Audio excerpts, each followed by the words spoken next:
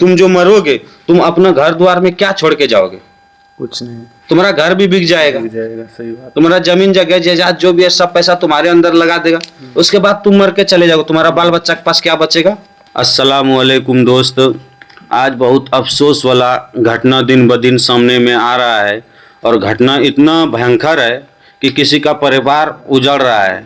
और वो परिवार उजड़ने का कारण है, मेरे साथ में ये जो दो भाई बैठा हुआ है, ये दोनों के हाथ में जो देख रहा है क्या है ये?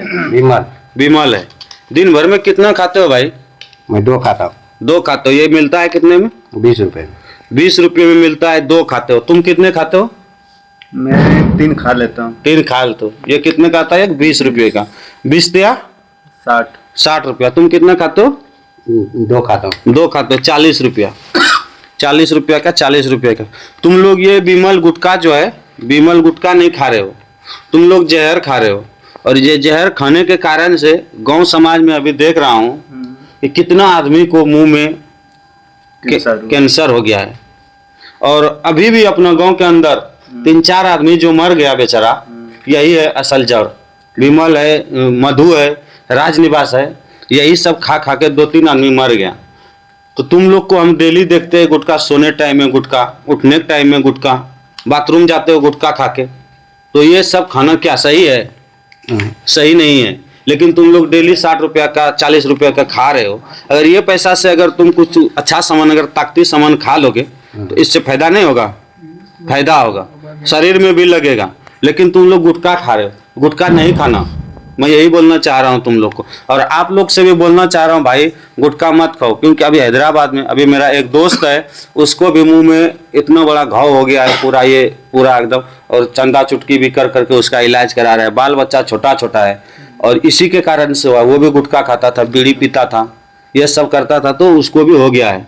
तो ये गुटखा जो है ना हानिकारक है। अगर तुम खुदा न खास्ता, अल्लाह ना करे, तुम डेली खा रहे हो 60 रुपया का, अगर कुछ अगर तुम्हारे साथ में अगर हो गया तो इसका जिम्मेदार क्या? तुम्हारा माँ बाप होगा? नहीं, हम होंगे। हम होंगे। तुम जानते हो ना, इसमें लिखा हुआ रहता है कि गुटखा खाने से कैंसर होता है। हाँ, रहता है। तुम पढ़ते हो, पढ़े लिखे हो ना? पढ़े लिखे हो, फिर भी तुम गुटखा खा रहे हो, ये सही है? नहीं, सही नहीं है, पर आदत है थोड़ा बहुत। आदत नहीं रखना, आदत छोड़ दो, अच्छा नहीं है। ये गुटखा जो है ना बहुत आदमी का जान ले रहा है। मौत जब है आने का तो मौत आएगा, लेकिन कि ऐसा मौत मरो कि किसी को तकलीफ ना हो। अचानक मर जाओगे तो किसी को उतना दिक्कत नहीं होगा। अब गुटखा खा के तुम बिस्तर पे पड़े रहोगे 2 महीना 4 महीना, तुम्हारा बाल बच्चा है, बीवी है, तो वो सब रोते रहेगा, मेरा पति को कैंसर हो गया, बीमार हो गया।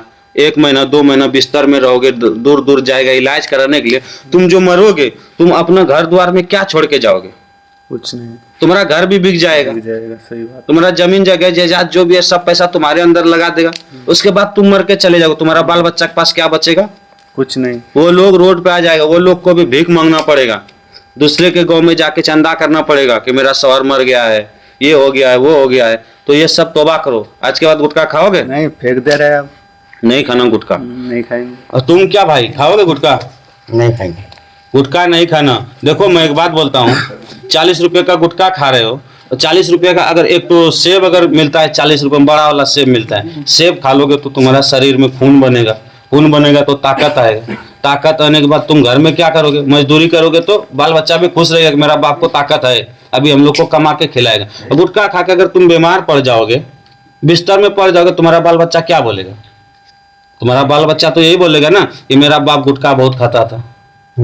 तो ये सब गलत है, ये सब नहीं खाना। खाओगे? नहीं खाना, फेंक दो। अभी भी गुटखा इसमें भरा हुआ है दोस्त, तुम लोग ये मजाक नहीं समझना कि गुटखा नहीं, अभी भी इसमें गुटखा भरा हुआ है। और आज से अभी से ये लोग को मैं गुटखा छोड़वा रहा हूँ।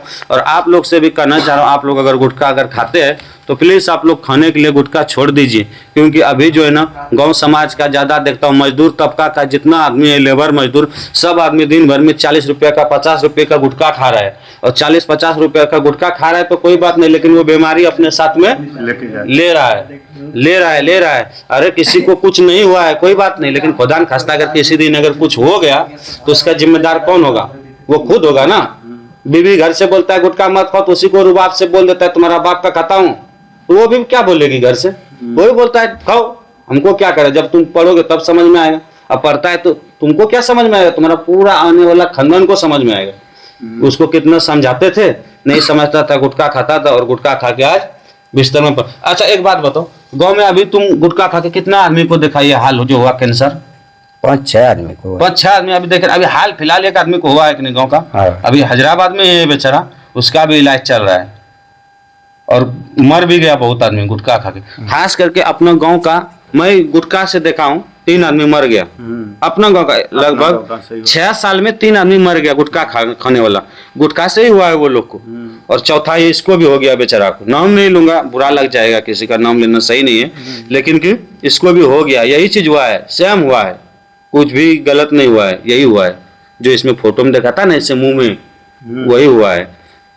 तो आप सबको यही मैं बोलना चाहते थे कि आप लोग अगर गुटखा खाते हैं तो प्लीज गुटखा छोड़ दीजिए, और गुटखा का बदले में जो 40-50 रुपया बचेगा तो उससे कुछ ताकती सामान खाइए, खा लीजिए। या नहीं खाएगा तो वो पैसा अपना बचा के रखिए, घर में काम आएगा, बाल बच्चा वाला आदमी है।